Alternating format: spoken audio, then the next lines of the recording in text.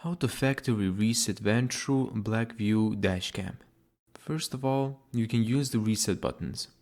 Turn on the dashcam and then locate the hole or button usually near the SD card slot. Now for this you're gonna need a pin or a paper clip of some sort, and simply just press and hold the button for a few seconds and the camera will restart. This restores the default settings of the camera. Now, many Vantrue models rely on a physical reset rather than a menu option. However, BlackVue is different. It doesn't always have a single reset button, so you need to do it via PC.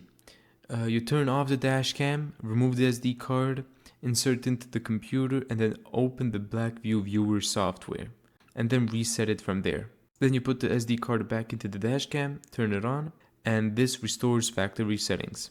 So yeah, that's how you factory reset Vantrue and BlackVue DashCam step by step.